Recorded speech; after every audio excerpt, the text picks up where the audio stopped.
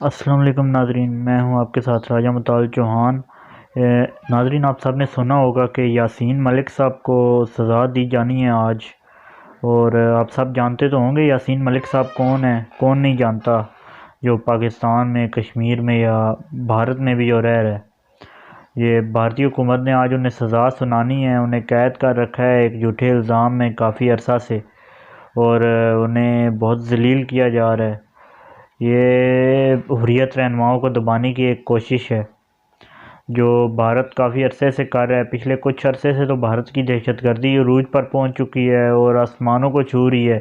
جب سے انہوں نے لاک ڈاؤن لگایا، اس سے پہلے بھی کون سا کم تھی، تو کشمیر تو کافی ٹائم سے یہ دہشت گردی سہتا آ رہا ہے بھارت کی، جو ابھی تک سہ رہا ہے۔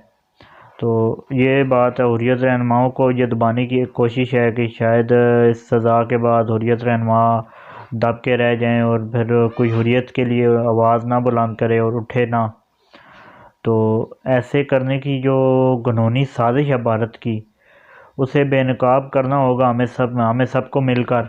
جو جہاں جہاں آواز اٹھا سکتا ہے اس کے بارے میں آواز اٹھائیں، اور بھارت کی اس جو ہندوتوا کی سوچ ہے، آر ایس ایس نظریے پہ بات کرتے ہیں کہ یہ ہے کیا۔ یہ مودی جو ہے وہ اسی تنظیم کا ایک حصہ ہے جو بعد میں پالیٹیشین بن کے اور ڈیموکریٹک بن کے بڑا جمہوری بن کے آ گیا ہے، اور جمہوری وطن جو ملک ہے بڑا جمہوریت کے دعوے کرتا ہے، دنیا کی سب سے بڑی جمہوریت۔ کیا 1 ارب آبادی پیدا کر لینے سے کوئی جمہوریت بڑی نہیں ہو جاتی؟ جمہوریت اعمال سے بڑی ہوتی ہے۔ 50 لاکھ کا ملک بھی اگر وہاں پہ جمہوریت اچھی ہے تو وہ جمہوری ہے۔ 1 ارب کا ملک ہے یا کوئی ووٹوں سے سلیکشن وغیرہ کر رہا ہے، اس سے جمہوریت وغیرہ نہیں ہوتی۔ جمہوریت ایک عمل کا نام ہے جو بھارت میں نظر نہیں آتا۔ ہندوتوا کی سوچ ہے، آر ایس ایس کا نظریہ یہ ہے کہ بھارت کو باقی تمام مذاہب سے پاک کر کے اور صرف ہندوؤں کے لیے آزاد چھوڑا جائے۔ تو اس کے لیے یہ کر کیا رہے ہیں؟ مسلمانوں پہ تو بے حد تشدد جاری ہے اور بے حد مسلمانوں کو دبانے کی کوشش جاری ہے، جیسا کہ حجاب پہ بھی پابندیاں لگائی جاتی ہیں اور اس طرح کے کام جاری ہیں۔ اسی طرح جو باقی مذاہب ہیں، سکھ اور عیسائی، وہ بھی کوئی اتنے آزاد اور اتنے ادھر اچھی زندگی نہیں گزار لے، لیکن مسلمانوں کے لیے تو وہاں پہ رہنا، جینا اور وہاں پہ سانس لینا بھی حرام ہے۔ تو گائے ذبح کرنے پر، قربانی کرنے پر مسلمانوں کو بے دردی سے قتل کر دیا جاتا ہے، ہم ہمیشہ سے دیکھتے آ رہے ہیں۔ اور اب یہ نئی چال آ رہی ہے کہ حریت رہنماؤں کو دبایا جائے، آزادی پسندوں کو دبایا جائے، آزادی جو کشمیری کافی عرصے سے جنگ لڑ رہے ہیں، جو اپنی جانیں دے رہے ہیں، قربانیاں دے رہے ہیں، اپنے جینا اور سکون حرام کر رکھا ہے کشمیریوں نے آزادی کی خاطر، اس آزادی کو ہی یہ جڑ سے اکھاڑنا چاہتے ہیں، اس آزادی کی سوچ کو ہی جڑ سے اکھاڑنا چاہتے ہیں، اس آزادی پسند لیڈروں کو ہی یہ اٹھا لینا چاہتے ہیں، تو پھر آزادی تو وہیں پہ رہ جائے گی۔ تو یہ ان کا نظریہ ہے اور آزادی کو یہ ختم کرنے کا ایک کوشش ہے جو کہ ہونی نہیں دینی چاہیے ہمیں۔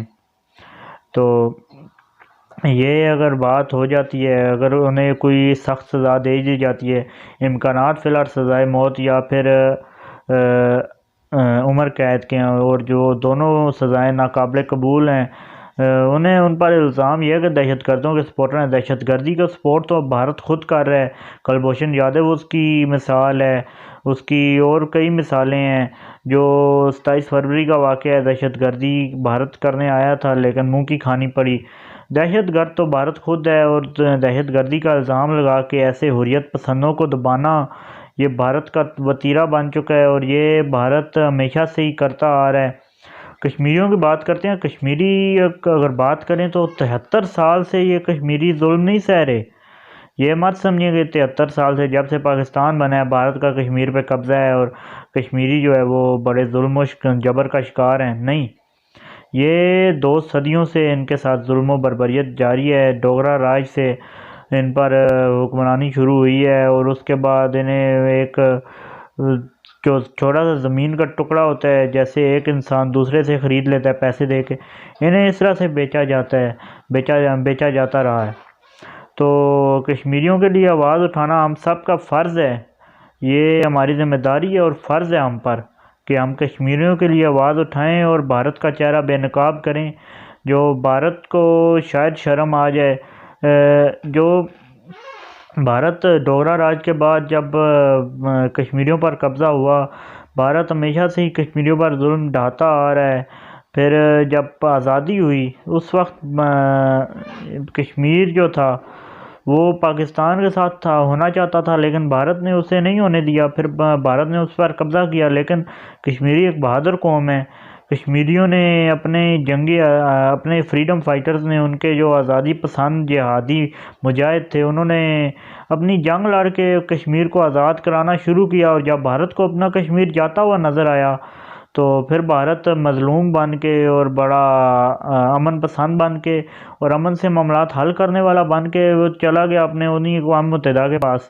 اقوام متحدہ نے کیا کرنا تھا، وہ وہی کرنا تھا جو وہ ہمیشہ سے کرتے آ رہے ہیں۔ قرارداد منظور کر دی، باقی کھلا ہاتھ ہے، جو مرضی کرے۔ یہی کسی مغربی پر ظلم ہو رہا ہوتا تو میں دیکھتا کہ یہ مغربی جو معاشرہ ہے وہ کیسے چپ رہتا۔ تو یہ ظلم و بربریت یہاں پہ جاری ہے۔ اقوام متحدہ کی قراردادیں منظور ہوئیں اور قراردادوں کا کوئی حل نہیں نکلا۔ بالکل کشمیر پر ابھی تک بھارت قابض ہے، اور کشمیریوں کو آج تک رکھے حق رائے دہی کا بالکل انہیں نہیں دیا گیا حق، اور بالکل ان پر قابض ہے بھارت۔ اور اب تو جو اس نے گھنونی سازش کی ہے اور گھنونے طریقے سے جو قانون تبدیل کیا ہے کہ کوئی بھی کشمیر میں آ کے آباد ہوگا اور کشمیر کا بن جائے گا شہری، اس طرح سے بھارت اپنے جو بھارت پسند ہیں انہیں آگے لا کے آباد کرنا چاہتا ہے، اور جو آبادی کا تناسب ہے وہ چینج کرنا چاہتا ہے۔ جب آبادی کا تناسب چینج ہوگا پھر پھر اس نے ووٹنگ بھی کرا دینی ہے، ظاہر ہے۔ اور یہ دنیا کو نظر آنا چاہیے، کسی کو نظر نہیں آ رہا ابھی تک۔ بھارت یہاں پہ لا کے آباد کر رہا ہے، باہر سے اپنے باقی جو لوگ ہیں بھارتی انہیں یہاں پہ آباد کر رہا ہے، جو بعد میں بھارت کے حق میں ووٹ دیں گے، اور یہ بھارت کے ساتھ کشمیر کو ملانے کی ایک بہت ہی گھنونی سازش ہے، جو کشمیریوں کی بالکل جو ان کی ذہن نہیں قبول کر سکتا بھارت کے ساتھ ملنا، کشمیریوں کی مرضی کے بالکل منافی ہے۔ کشمیریوں کو اس میں بالکل شامل نہیں کیا جا رہا، اور کشمیریوں پر ظلم جاری ہے، گھروں میں قید کر کے رکھ دیا ہے۔ ہم سب کو بھی اس بارے میں سوچنا ہوگا، پاکستان کو بھی اس بارے میں کچھ کرنا ہوگا۔ عمران خان صاحب نے چند باتیں تو کی ہیں، لیکن پھر بھی ان کا کوئی نتیجہ نہیں ہے۔ ہمیں نتیجہ خیز اس پہ اقوام متحدہ میں جانا ہوگا، ایسی کام کرنے ہوں گے کہ کشمیریوں کو کوئی ہماری طرف سے بھی امداد ملے، حقیقی طور پہ اور سفارتی طور پہ اور اخلاقی طور پہ ایسی امداد ملے جو ان کے لیے فائدہ مند ہو۔ صرف باتیں نہیں کرنی ادھر بیٹھ کے، دنیا میں کوئی عملی کام بھی کرنا ہے کشمیریوں کے حق میں۔ تو اسی امید کے ساتھ فی الحال کے لیے اتنا ہی، اجازت دیجیے، پھر ملیں گے، اللہ حافظ۔